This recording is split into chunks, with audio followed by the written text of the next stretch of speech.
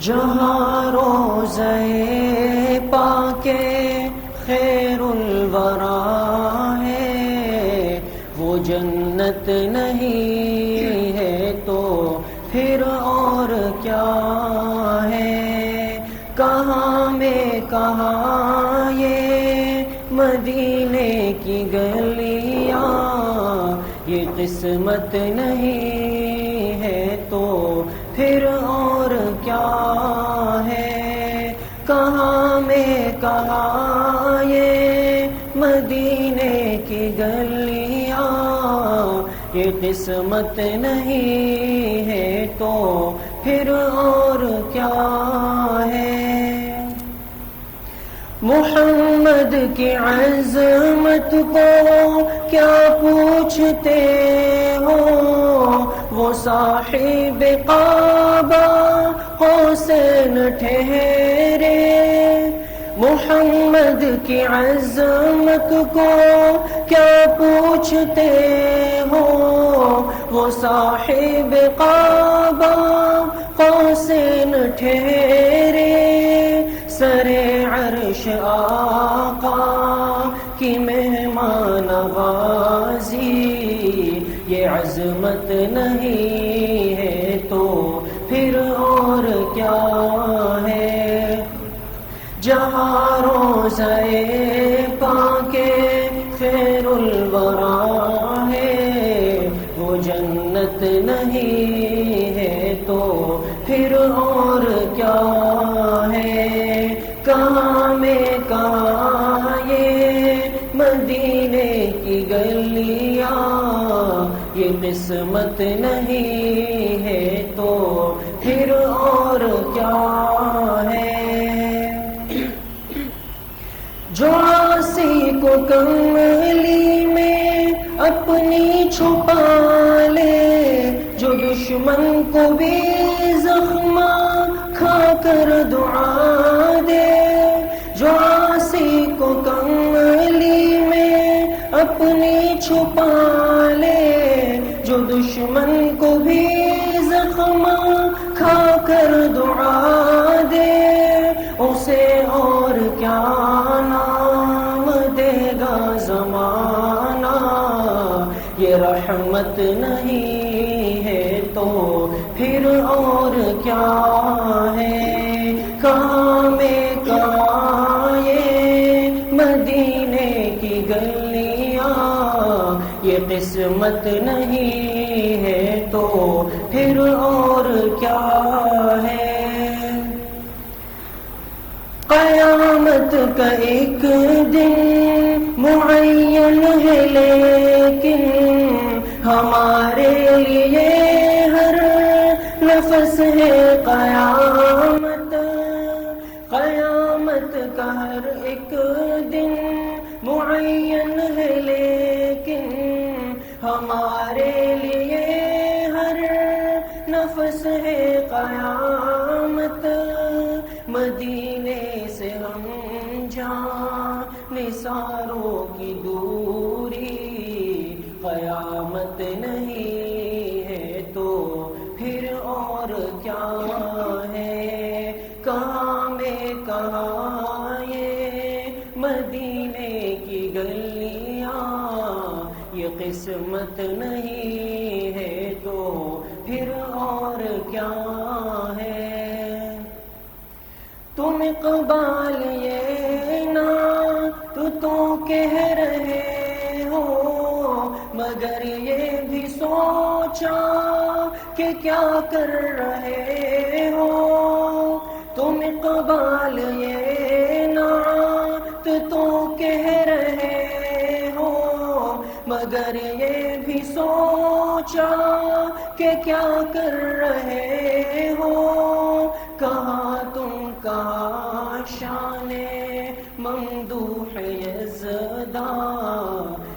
جرت نہیں ہے تو پھر اور کیا ہے؟ کہاں تم کہاں شان ممدوح یزداں، یہ جرت نہیں ہے تو پھر اور کیا ہے؟ جہاں روضہ پاک خیر الورا ہے وہ جنت نہیں ہے تو پھر اور کیا ہے؟ کہاں میں کہاں یہ مدینے کی گلیاں، یہ قسمت نہیں ہے تو پھر اور کیا ہے؟ کہاں تم کہاں یہ مدینے کی گلیاں، یہ قسمت نہیں ہے تو پھر اور کیا ہے؟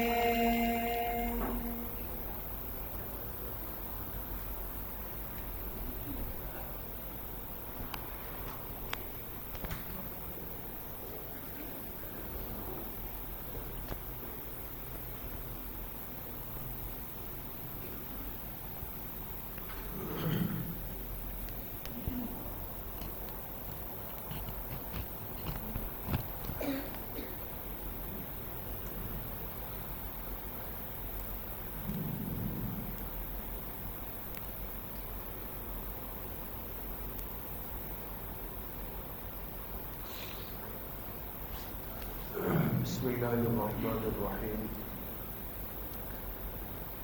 الحمد للہ وکفا وسلام علی عباده الذین اصطفى خصوصا علی سید الرسل وخاتم الانبیاء وعلى آلہ واصحابہ الاتقیاء اما بعد فاعوذ باللہ من الشیطان الرجیم بسم اللہ الرحمن الرحیم وما آتاكم الرسول فخذوه وما نهاكم عنه فانتهوا واتقوا الله إن الله شديد العقاب وقال رسول الله صلى الله عليه وسلم آية المنافق ثلاث إذا حدث كذب وإذا وعد أخلف وإذا اؤتمن خان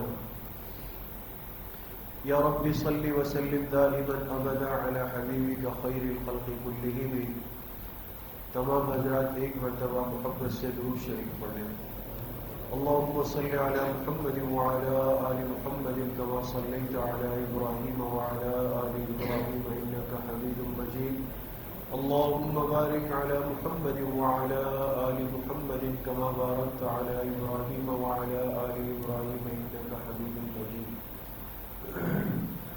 میرے انتہائی قابل قدر دوستوں بھائیوں اور بزرگوں، الحمدللہ آج اس مبارک سلسلے کی سیرت طیبہ کی 37ویں مجلس میں اللہ نے ہم سب کو حاضری نصیب کی ہے۔ اللہ تعالیٰ آپ سب کے اس آنے کو، اس بیٹھنے کو، سننے اور سنانے کو اپنی بارگاہ عالیہ میں قبول فرمائیں اور ہم سب حاضرین و حاضرات کے ظاہر اور باطن کی اصلاح کا ذریعہ بنائیں۔ بات چل رہی ہے کہ جناب نبی کریم صلی اللہ علیہ وسلم کی کل مبارک زندگی اس دنیا میں وہ 63 سال پر محیط ہے۔ 63 سالہ زندگی کو سمجھنے کے لیے ہم نے آپ کی مبارک زندگی کو 3 حصوں میں تقسیم فرمایا۔ پہلا حصہ وہ ہے جو آپ کی ولادت سے لے کر آپ کی بعثت یعنی نبوت ملنے تک کا حصہ ہے، اور اس حصے کی کل مدت کتنے سال ہے؟ 40 سال۔ 40 سال پہ آپ کو نبوت ملی۔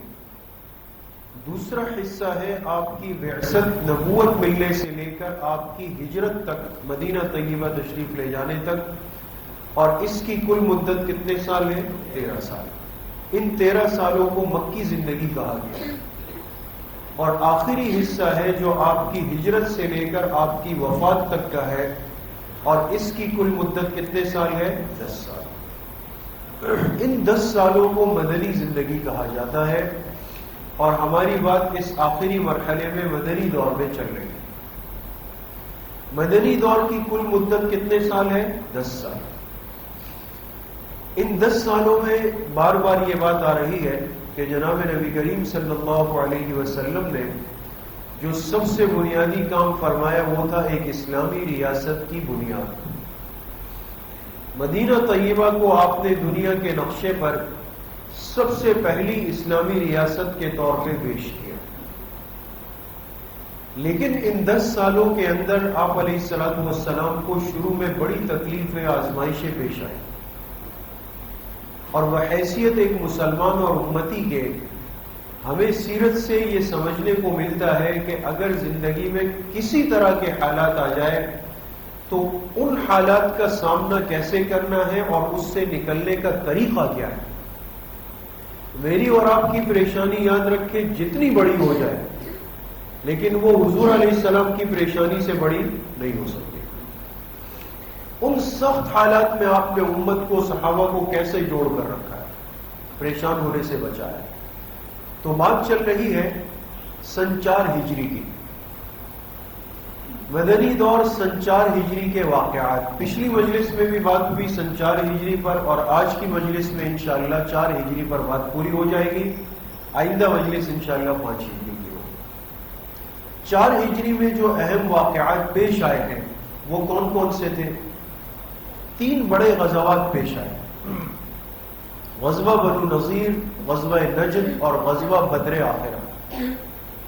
غزوہ آپ جانتے ہیں کہ غزوہ کس کو کہتے ہیں؟ وہ جماعت، وہ لشکر جس میں جناب نبی کریم صلی اللہ علیہ وسلم خود تشریف لے گئے، اور جس میں آپ خود تشریف نہیں لے گئے اس کو کیا کہتے ہیں؟ سریہ کہتے ہیں، سرایا کہتے ہیں۔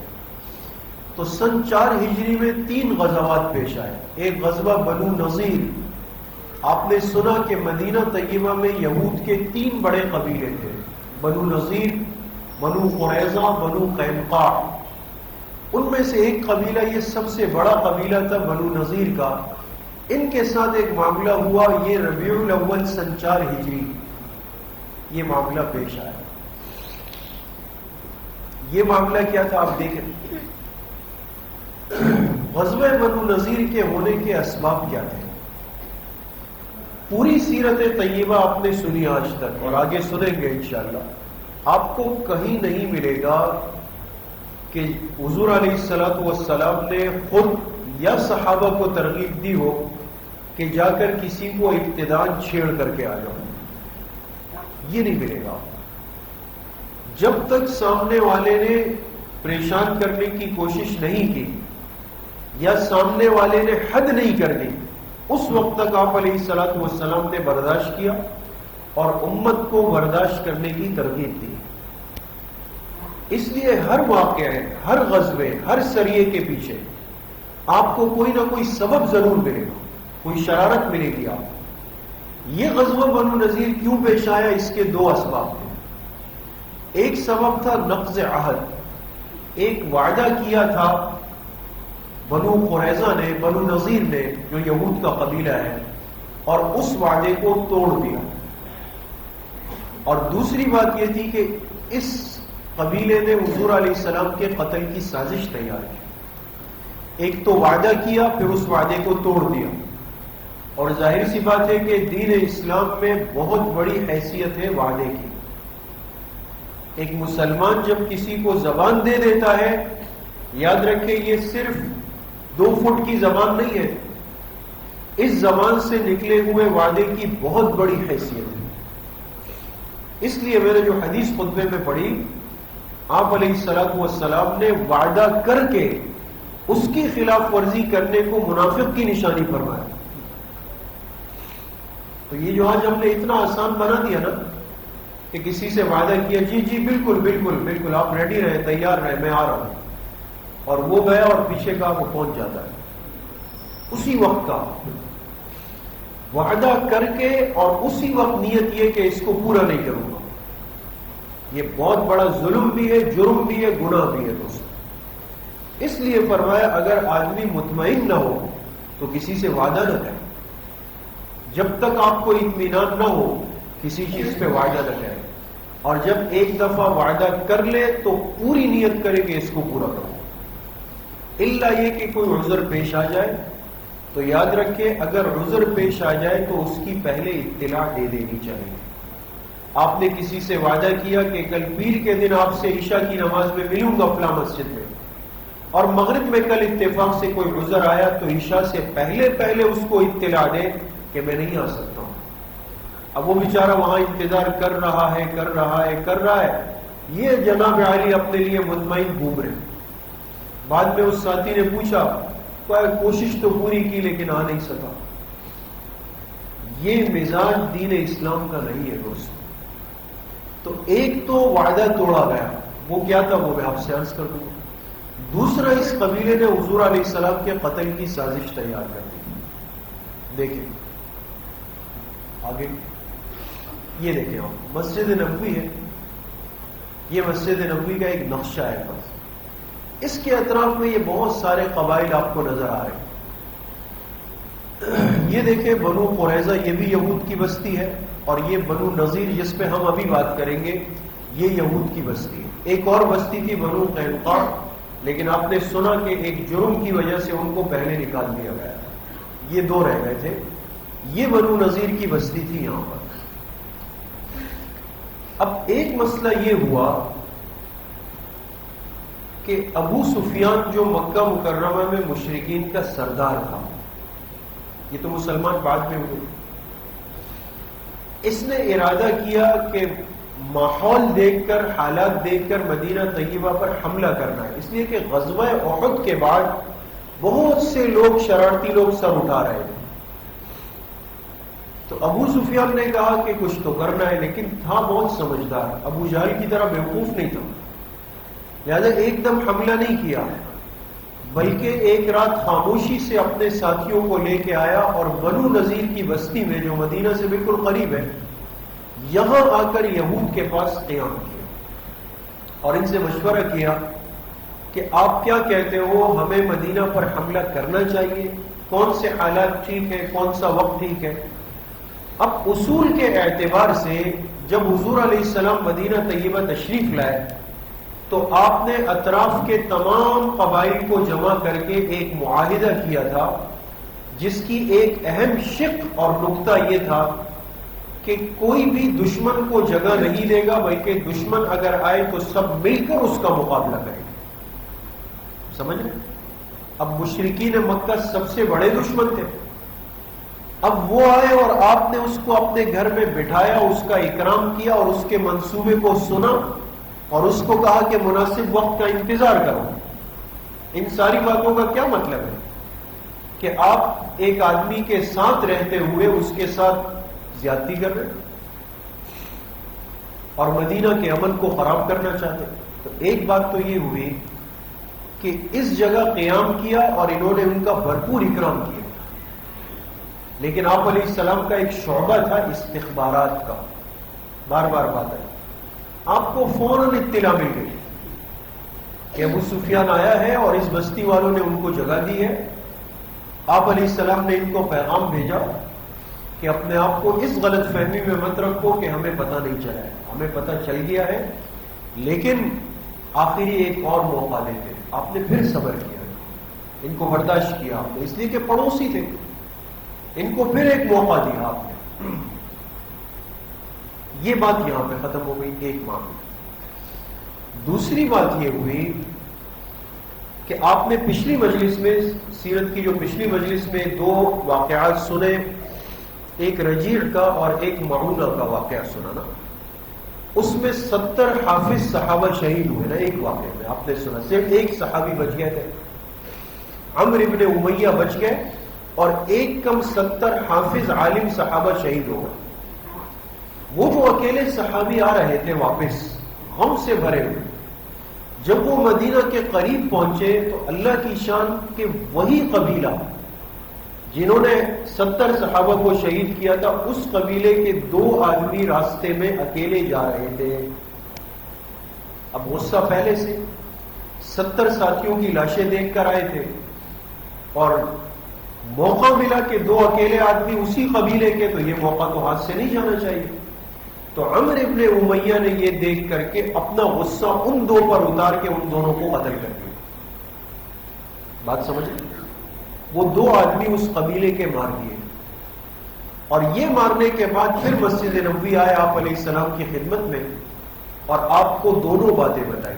پہلا واقعہ کہ ہمارے ہم جو 70 ساتھی گئے تھے میں اکیلا زندہ بچا ہوں، باقی سب شہید ہو. آپ کو بے انتہا صدمہ اور دکھ ہوا.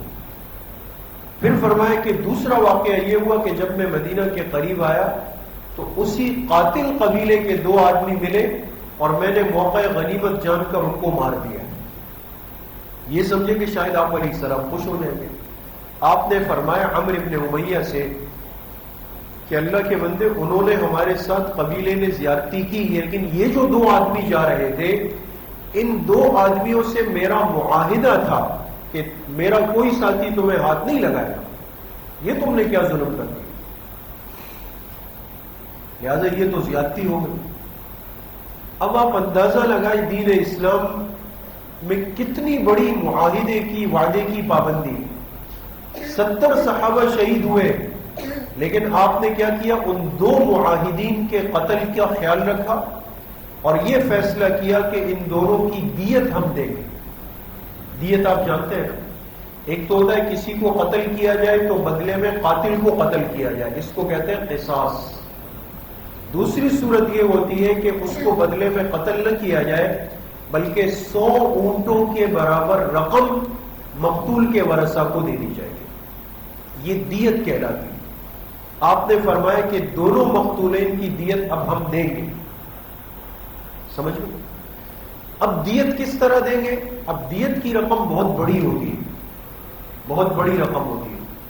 تو آپ علیہ الصلوۃ والسلام نے مدینہ طیبہ جا کر جو معاہدے کیے اس میں سے ایک یہ بات بھی طے ہوئی تھی کہ مدینہ کے اطراف میں جتنے قبائل ہیں مشکل حالات پڑیں گے اور کسی پر دیت آ گئی تو ایک آدمی بوجھ نہ اٹھائے، سب مل کر پیسے جمع کریں گے اور اس مقتول کی دیت کو ادا کریں گے. سب نے اس پہ دستخط کیے.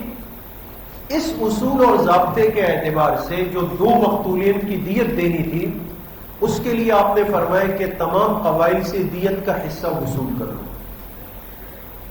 اور خود بنو نذیر کی بستی میں آپ خود تشریف لائے جناب نبی کریم صلی اللہ علیہ وسلم اور ان سے دیت کا حصہ لینے کے لیے آپ تشریف لائے. آپ کے ذہن میں یہ پس منظر آیا کہ آپ بنو نذیر کیوں تشریف لائے؟ اس لیے کہ 2 مقتولین کی دیت کا حصہ جو اس قبیلے کے ذمے تھا وہ لینا تھا.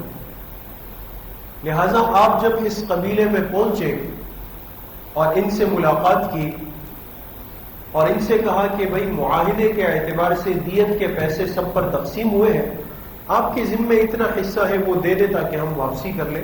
انہوں نے کہا بہت اچھی بات ہے اور ایک جگہ لے جا کر آپ کو بٹھا دیا. بنو نذیر کی یہود نے آپ علیہ السلام کو لے جا کر ایک جگہ بٹھا دیا، لیکن پیچھے جا کر ان بدبختوں نے کیا کیا یہ دیکھیں. ایک شخص تھا اس کا نام تھا عمرو ابن جحاش بنو نذیر. انہوں نے اس کو تیار کیا کہ جاؤ اور اوپر سے ایک بھاری پتھر آپ علیہ السلام پر پھینک دو تاکہ ان کی زندگی ختم ہو. نیچے بٹھا دیا اور اوپر سے پتھر پھینکنے کا منصوبہ بنا. لیکن آپ تو صاحب وحی پیغمبر تھے تو آپ کو وحی کے ذریعے سے اطلاع مل گئی. حضرت جبرائیل علیہ السلام آئے اور فرمایا فوراً یہاں سے اٹھے. اچھا آپ نے یہ نہیں کیا کہ بہت بڑی جماعت صحابہ کی تھی کہ بھئی یہ لوگ ہمارے ساتھ ایسا کر رہے ہیں چلو ان پہ ٹوٹ پڑو. آپ خاموشی کے ساتھ حضرت ابوبکر حضرت عمر ان دونوں کو لیا اور خاموشی سے ایسے اٹھے جیسے کسی قضاء حاجت کے لیے آپ تشریف لے جا رہے. ماحول کو انتشار سے بچانا یہ بہت بڑی حکمت ہوتی ہے. آج ہمارے بہت سارے محفلیں مجلسیں صرف اسی بنیاد پہ خراب ہو جاتی ہے کہ ہم حکمت سے نہیں چلتے. شور مچ جاتا ہے، لڑائی ہو جاتی ہے، سب خراب. آپ روانہ ہوئے اور جا کر سیدھا خاموشی سے جا کے مسجد نبوی میں پہنچے. صحابہ انتظار میں کہ آپ قضاء حاجت سے اب آئیں گے اب آئیں گے اب آئیں گے، نہیں آئے. تو صحابہ اٹھے اور آپ کی تلاش میں پتہ چلا آپ تو مسجد نبوی. آپ سے پوچھا، آپ نے فرمایا میں اس لیے آیا کہ مجھے وحی کے ذریعے سے بتایا گیا کہ انہوں نے میرے قتل کا منصوبہ بنایا. لہذا اب کیا کریں؟ اب صحابہ کے ساتھ آپ نے مشاورت کی. اب غزوہ بنو نذیر کے 4 مرحلوں کو سمجھے دوستوں. پہلا مرحلہ یہ طے ہوا آپس میں صحابہ کا کہ شہر بدری کا حکم. آپ نے فرمایا ہم ان پر تلوار نہیں اٹھاتے، لیکن ان کو 10 دن کی مہلت دی. فرمایا اپنا سامان، ساری چیزیں سوائے اسلحے کے وہ نہیں اٹھاؤ اور لے کر فوراً شہر سے باہر نکلو، اپنا علاقہ چھوڑ دو بنو نذیر کا اور روانہ ہو جاؤ یہاں سے. ایک صحابی ہے محمد ابن مسلمہ رضی اللہ عنہ، ان کو بھیجا اور کہا کہ ان کو جا کر یہ پیغام دے کر کے آ جائے. اب یہ تو یہودی تھے، اتنے آسانی سے تو نکلنے والے نہیں تھے. انہوں نے کیا کیا؟ انہوں نے مدینہ طیبہ میں رہنے والے منافقین سے رابطہ کیا. یہ غلط کا غلط سے کانٹیکٹ ہر جگہ نکلتا ہے اس میں، یہ ایک فطری چیز ہے. انہوں نے منافقین سے رابطہ کیا جو مدینہ میں اندر رہتے تھے، حضور کے ساتھ تھے، نماز پڑھتے تھے، سب کچھ کر رہے تھے. ان سے کہا کہ ایسے آرڈر آیا ہے کہ شہر خالی کرو، کیا کریں، جائیں نہیں جائیں؟ وہ تو منافقین تھے. انہوں نے کہا نکلنا نہیں، یہ غلطی نہیں کرنا، ہم تمہارے ساتھ کھڑے ہیں. یہ قرآن کی آیت ہے، سورہ حشر آیت نمبر 11. کہنے لگے لئن اخرجتم لنخرجن معکم، اگر تمہیں نکالا گیا تو ہم تمہارے ساتھ نکلیں گے. وَلَا نُطِيعُ فِيكُمْ أَحَدًا أَبَدًا، تمہارے بارے میں کسی کی بات نہیں مانیں گے. وَلَئِن قُتِلْتُمْ وَإِن قُتِلْتُمْ لَنَنصُرَنَّكُمْ، اور اگر تم سے لڑائی کی گئی ہم تمہاری بھرپور مدد کریں گے. تو ان کو اور ہوا دی کہ نکلنا نہیں، یہ آپشن تو سوچو ہی نہیں. اور وہ بیوقوف بھی ان کی باتوں میں آ گئے اور پیغام بھیجا کہ ہم اپنا علاقہ بنو نذیر کا قبیلہ خالی نہیں کریں گے. سمجھو؟ تو آپ نے جو موقع دیا وہ موقع انہوں نے خود اپنے ہاتھ سے منع کر دیا. آپ نے فرمایا ٹھیک. دوسرا مرحلہ، اب حضور علیہ السلام نے فرمایا ٹھیک ہے، اگر یہ آسانی سے نہیں مانتے، آپ صحابہ کو لے گئے اور پورے علاقے کا محاصرہ کر لیا. یہ جو بنو نذیر کی بستی ہے، آپ نے اس کا محاصرہ کر لیا. پورے ارد گرد آپ بیٹھ گئے صحابہ کے ساتھ. پہلے تو یہ سمجھے کہ ہم اوپر ہیں تو کچھ تیر وغیرہ برسائے اور کہا کہ ہمارے پاس اتنے دنوں کا کھانا ہے، کچھ نہیں ہوگا، آپ خاموش رہیں. پھر آپ علیہ الصلوۃ والسلام نے ایک فیصلہ کیا، اور وہ فیصلہ کیا کیا، یہ اگر آپ دیکھ رہے ہیں، یہ فرضی طور پر یہ درخت نظر آ رہے ہیں، آپ کو نظر آ رہے ہیں، یہ کھجور کے درختوں کی ایک شبیہ سی دی گئی. اس بستی کے اطراف میں کھجور کے بہت زیادہ درخت تھے اور انہی درختوں کی آڑ سے فائدہ اٹھا رہے تھے یہ لوگ، اس کے پیچھے چھپ کر کے شرارت کر رہے تھے. آپ علیہ السلام نے فرمایا کہ یہ جو کھجور کے درخت ہیں بنو نذیر کے، اس درخت کا نام ہے لینا. یہ ایک مخصوص درخت ہوتا ہے عرب میں جس کا پھل اتنا خاص نہیں ہوتا.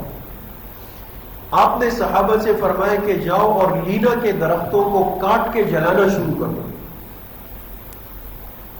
کاٹ دو اور پھر جلانا شروع کر دو.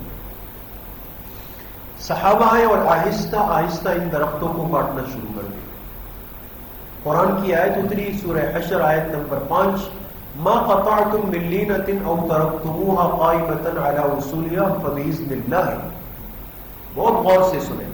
حالانکہ ان درختوں کے کاٹنے کا فیصلہ آپ علیہ السلام کا ذاتی تھا، ایک ذاتی فیصلہ تھا، لیکن اللہ نے آیت میں کیا فرمایا؟ جو تم لوگوں نے لینا درخت کاٹے یا جن کو اپنی جڑوں پہ باقی رکھا، فبإذن اللہ، یہ کس کی اجازت سے؟ اللہ. پتہ چلا کہ حضور علیہ الصلوۃ والسلام کا جو ارشاد ہے وہ ایسا ہے جیسے اللہ پاک کا ارشاد فرمایا. لہذا جو آدمی نعوذ باللہ حدیث کو نہیں مانے اور کہے کہ میں قرآن کو مانتا ہوں، یہ جھوٹ بول رہا ہے. اس لیے کہ حدیث بھی وحی ہے. آپ علیہ السلام کا فرمانا اللہ ہی کی طرف سے ہوتا ہے، اس کے بغیر نہیں ہو سکتا. تو اللہ نے آیت اتاری، صحابہ نے ان درختوں کو کاٹنا ابھی شروع کیا تھا، اب وہ آڑ ختم ہو گئی نا، اب ہاتھ پیر جوڑ کے اوپر سے کہا ہم اتر رہے ہیں، ہم اوپر سے اتریں گے، ہمیں امان دے دی جائے. اب آپ علیہ السلام نے پھر مشورہ کیا اور اب تیسرا مرحلہ طے ہوا. آپ نے فرمایا کہ جلاوطنی اختیار کر لو، ہم تمہیں کچھ نہیں کہتے، اپنا سامان اٹھاؤ اور علاقہ چھوڑ کے چلے جاؤ. صبر کی حد دیکھیں دوستوں. آپ نے پھر بھی کوئی تعارض نہیں کیا. ان کو کہا کہ اپنا سامان اور بیوی بچوں کو لے کر کے علاقے سے چلے جاؤ, بس اسلحے کو ہاتھ نہیں لگاؤ. اس لیے کہ دشمن کو اسلحہ دینا یہ اس کو آبیل مجھے مار, اس کو اپنے اوپر مقابلے کی دعوت دینا. آپ نے منع کی. انہوں نے جلاوطنی اختیار کی, بنو نذیر کا علاقہ چھوڑ کر ایک علاقہ تھا خیبر کا, وہاں چلے گئے. تو یہ جگہ بھی یہود سے خالی ہو گئی. سمجھ گئے؟ اب چوتھا مرحلہ, یہ تو فتنہ ختم ہو گیا, وہ چلے گئے خیبر چلے گئے. چوتھا مرحلہ تھا مال فے کی تقسیم کا. نذیر والے, بنو نذیر والے بہت مالدار لوگ تھے. یہ گئے لیکن یہاں سے بہت بڑی تعداد میں اسلحہ, سامان, یہ چیزیں ہاتھ آئی. لیکن آپ بتائیں کہ بنو نذیر والوں سے لڑائی کا موقع آیا یا بغیر لڑائی کے وہ چلے گئے؟ جی بغیر لڑائی کے چلے گئے, ہے نا, بغیر لڑائی کے چلے گئے. یہ بات ذہن میں رکھیں گے تو اب یہ بات جو میں عرض کرنا چاہتا ہوں وہ سمجھنا آسان ہوگا. یہ لفظ ہے مال فے کا. ایک لفظ آپ نے سنا مال غنیمت کا, ہے نا. ان دونوں میں کیا فرق ہے؟ مال غنیمت اس مال کو کہتے ہیں کہ کافر سے یا دشمن سے مقابلے کے بعد جو آپ کو ملے گا وہ کہلائے گا مال غنیمت, اور کافر سے یا دشمن سے بغیر لڑے ہوئے جو کچھ مل جائے وہ کیا کہلائے گا؟ مال فے کہلائے. اب بنو نذیر سے جو کچھ ہاتھ میں آیا یہ مال غنیمت ہے یا مال فے؟ مال فے, بغیر لڑائی کیا ہے اور بہت بڑی مقدار میں آیا. اب یہ تو ہاتھ میں آ گیا. اب آپ علیہ الصلوۃ والسلام نے سارا مال سامنے رکھا. اب ترتیب یہ ہے, میں آپ سے عرض کروں کہ مال غنیمت جو لڑائی کے بعد ہاتھ آیا اس میں اصول یہ ہے اس کے 5 حصے کیے جائیں گے.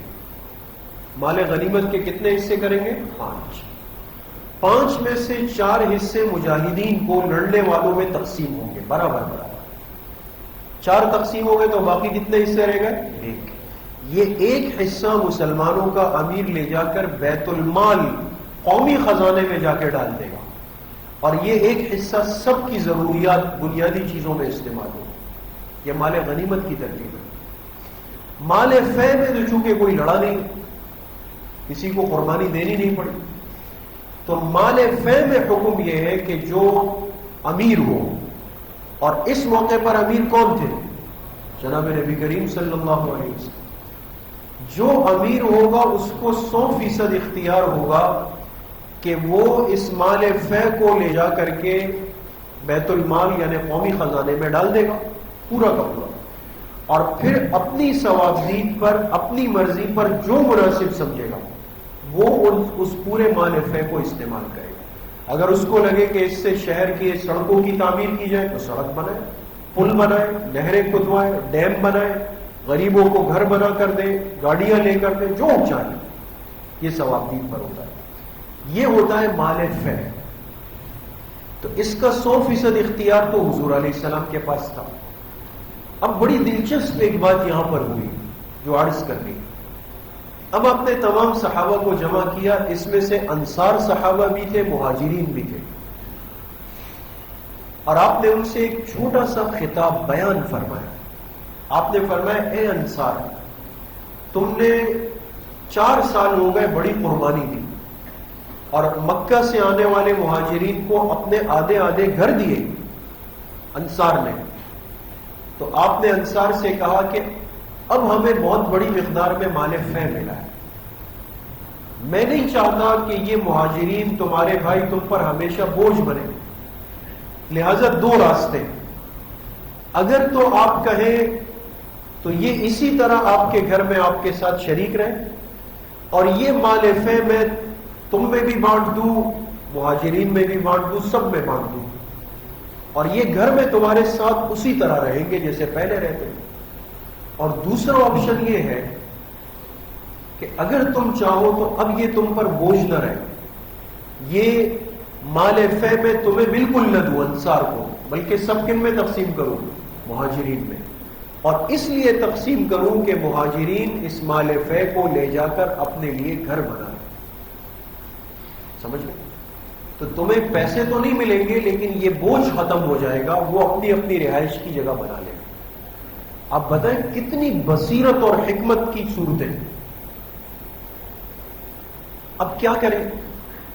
انصار کے دو سردار ہیں، حضرت سعد ابن معاذ، حضرت سعد ابن عبادہ رضی اللہ عنہ۔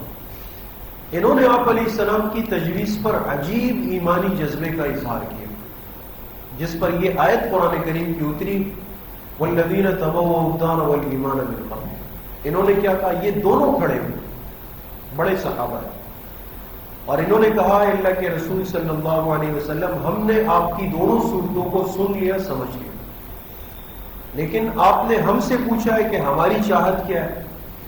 تو ہماری چاہت یہ ہے کہ آپ مال فے ان مہاجرین مکہ میں تقسیم فرما دیں، سارا انہی کو دے دیں، اور اس کے باوجود بھی یہ لوگ رہائش ہمارے ساتھ رکھیں۔ ایسا ایمانی جذبہ مل سکتا ہے دوستوں؟ تاریخ اٹھا لے دوستوں، حضور علیہ السلام کی صحبت یافتہ جماعت کے بغیر یہ جذبہ کہیں نہیں۔ انسان تو اپنے مہمان سے دوسرے دن بھاگتا ہے کہ یہ میرے لیے درد سر بنا ہوا ہے، وہ 4 سال سے رہ رہے ہیں، لیکن کیا کہا مال بھی ان کو دے دیں اور ہمیں ان سے الگ نہ کریں، یہ ہمارے ساتھ ہمارے گھر ہو گئے۔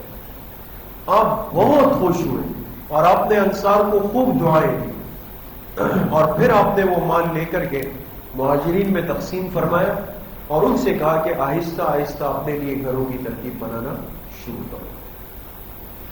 تو یہ 4 مرحلے کس غزوے میں پیش آئے؟ غزوہ بنو نذیر کیا گیا۔ اب یہاں آگے بڑھنے سے پہلے ایک اہم بات، یہ جو 4 مرحلوں میں آپ نے مختلف آیات سنی، یہ سب سورہ حشر کی آیات ہیں، سورہ حشر کی آیات ہیں، اور اس میں آپ نے غور کیا کہ جب مال فے آیا تو آپ علیہ السلام کو مکمل اختیار، کنٹرول تھا، یہاں تک تھا کہ اگر آپ چاہیں تو سارا اپنے پاس رکھ لیں، کوئی آپ سے نہیں پوچھ سکتا، لیکن آپ نے اس کی تقسیم کی، ترتیب کی، سب سے پوچھا۔ سورہ حشر کی آیت میں اللہ پاک فرماتے ہیں کَيْ لَا يَكُونَ دُولَةً بَيْنَ الْأَغْنِيَاءِ مِنْكُمْ۔ یہ جو ساری ترتیب ہم بتاتے ہیں نا کہ مال غنیمت کو ایسے بانٹو، مال فے کو ایسے بانٹو، زکوٰۃ کو ایسے بانٹو، صدقات کو ایسے بانٹو، اللہ فرما رہے اس کی وجہ یہ ہے تاکہ یہ دولت اور مال یہ چند افراد کے ہاتھوں میں نہ رہے۔ اگر یہ چند افراد کے ہاتھوں میں رہ جائے گا تو باقی طبقہ امت کا ہمیشہ پریشان رہے گا۔ اب آپ دیکھیں اس مناسبت سے ایک اہم بات مختصراً عرض کروں۔ سورہ حشر سے ہمارے مفسرین نے ایک اہم بات لکھی ہے، 3 معاشی نظام، سب ماشاءاللہ پڑھا لکھا مجمع ہے یہاں پر۔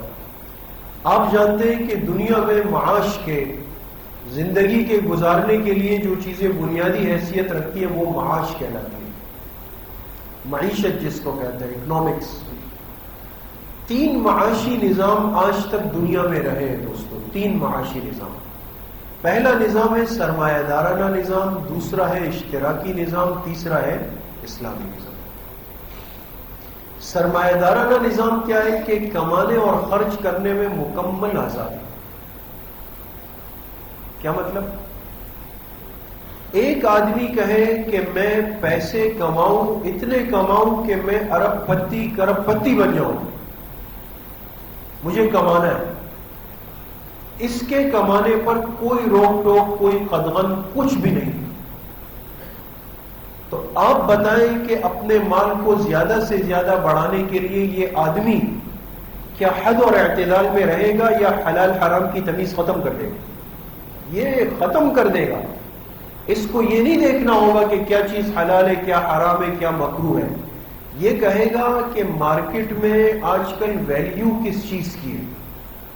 بہت اچھی طرح سمجھے دوستو۔ لہذا اگر اس کو نظر آئے کہ نعوذ باللہ من ذالکم لوگ آج کل شراب کو بہت قیمت پہ خرید رہے ہیں تو یہ شراب کا کاروبار شروع کر دے۔ اس کو پتہ چلے کہ ناچ گانے میں معاملہ آگے ہے، یہ وہ سلسلہ شروع کر دے۔ اس کو پتہ چلے کہ سود پر پیسے دینے میں اچھا چل رہا ہے، یہ وہ شروع کر دے۔ سمجھ گئے؟ اور پھر خرچ کرنے میں، چونکہ اب پیسہ زیادہ ہو گیا، اب وہ چیز کہاں سنبھالے؟ تو کہے گا چلو بھئی اب عیش و عشرت، مستیاں کرو، حرام کاریاں سب کچھ کرتے ہیں. یہ دوستوں ہے سرمایہ دارانہ نظام. اس میں کمانے اور خرچ کرنے میں کوئی پابندی نہیں ہوتی، اور اس کا بدترین انجام اسلامی دنیا اپنی آنکھوں سے دیکھے.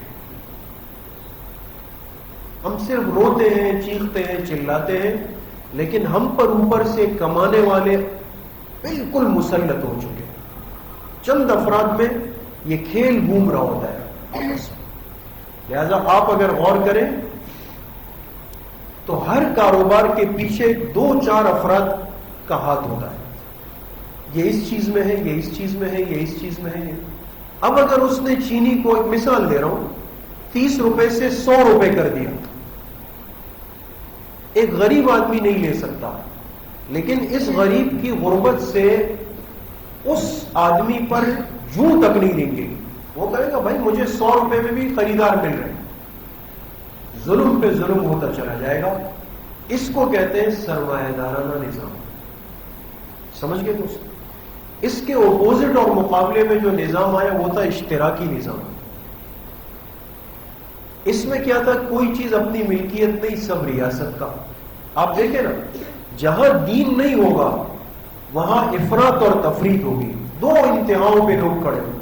اس میں جتنی آزادی تھی اس میں اتنی قید ہے. کیا مطلب؟ آپ کمائیں کمائیں کمائیں کمائیں کمائیں، 30 سال آپ نے محنت کی. اب آپ چاہ رہے کہ یہ زمین لے کر اپنا گھر بناؤں، یہ گاڑی اپنے لیے لے لوں، یہ دکان لے لوں. یہ آپ ذاتی ملکیت نہیں بنا سکتے. یہ سب چیزیں ریاست کی. ہاں آپ اس گاڑی میں بیٹھ کر پوری کراچی گھومیں، لیکن آپ اس گاڑی کو بیچ نہیں سکیں گے، اس لیے کہ اختیار آپ کے پاس نہیں. آپ کو حکومت کے پاس جانا پڑے گا.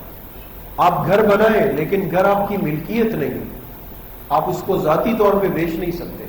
آپ بتائیں یہ بھی کتنا بڑا ظلم ہے.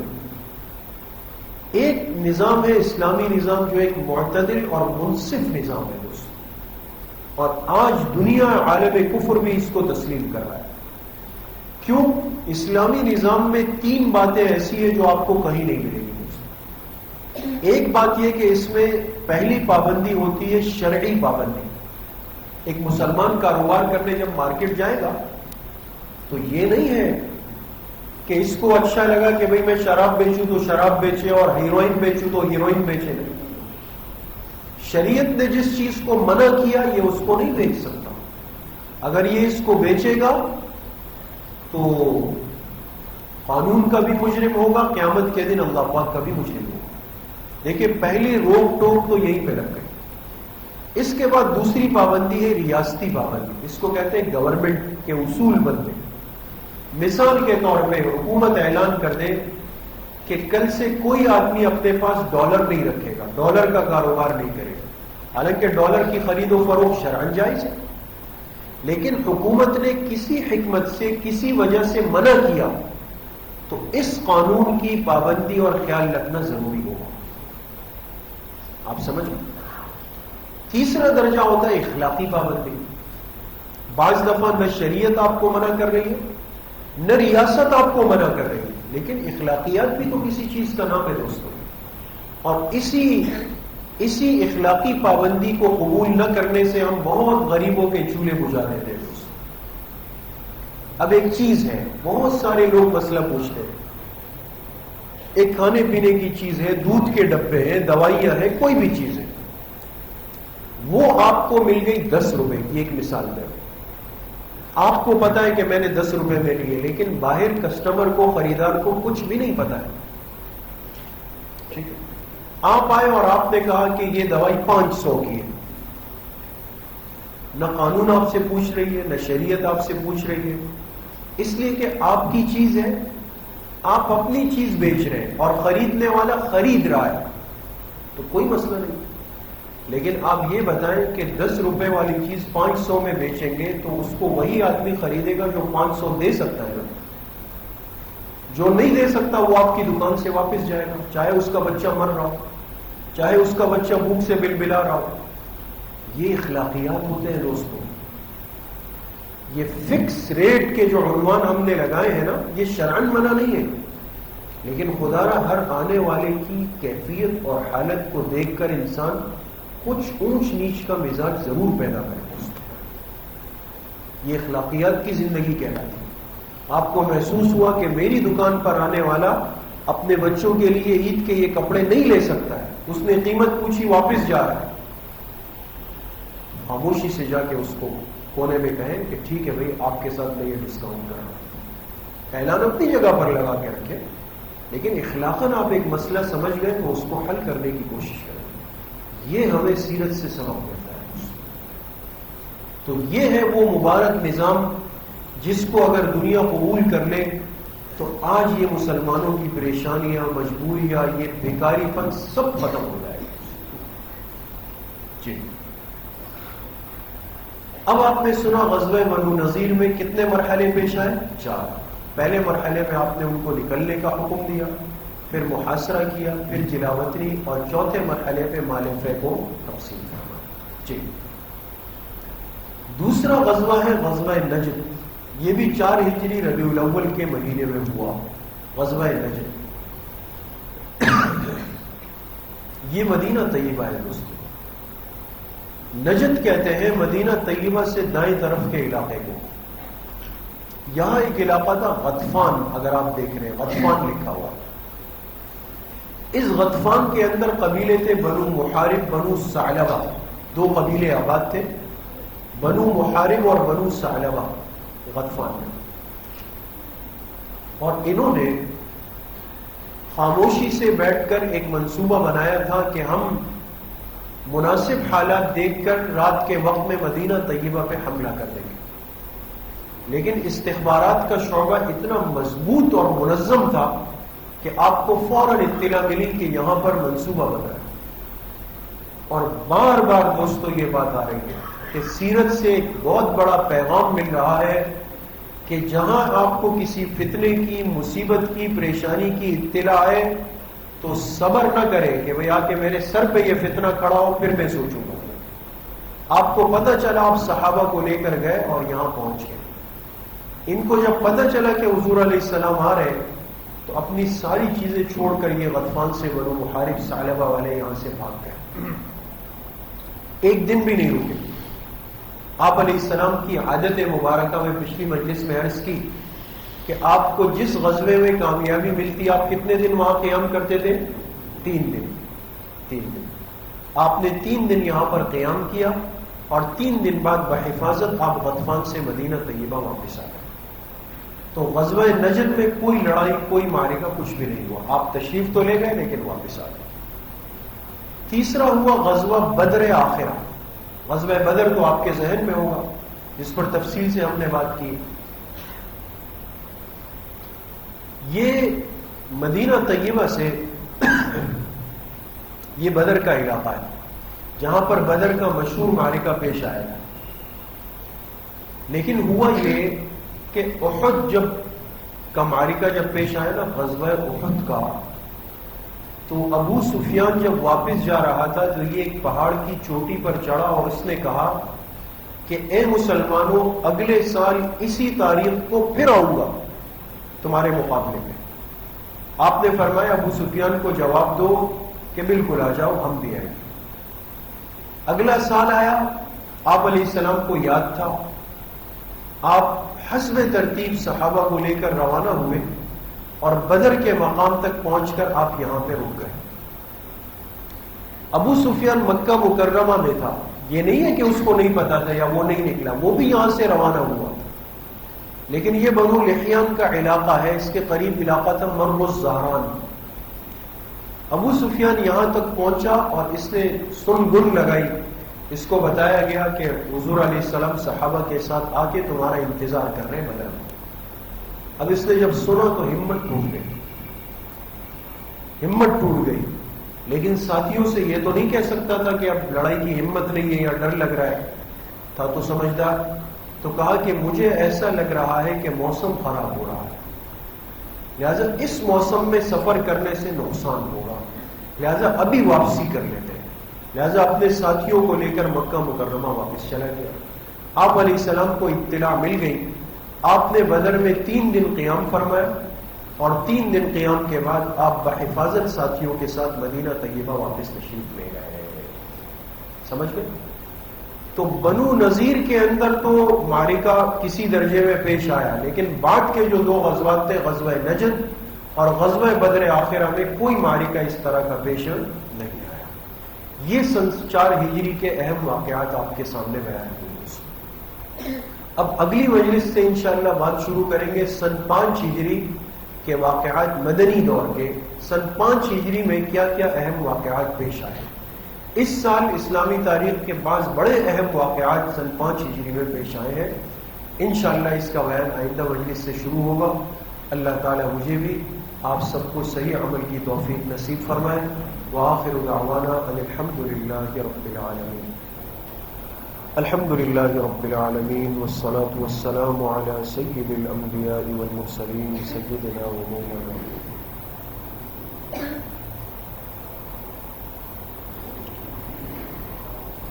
ایک ساتھی نے دعا کے لیے کہا ہے، ان کے نانا بیمار ہے، دعا فرمائے اللہ پاک شفائے کامل عاجل نصیب فرمائے۔ اسی طریقے سے ایک بچی کا آپریشن ہونے والا ہے، دعا فرمائے اللہ ان کے آپریشن کو کامیاب فرمائے۔ ساتھی کے امتحان ہے، دعا فرمائے اللہ پاک ان کو امتحانات میں کامیابی نصیب فرمائے۔ وصلی اللہ وسلم علی نبینا محمد وآلہ وصحبہ اجمعین برحمتک یا ارحم الراحمین۔ السلام علیکم۔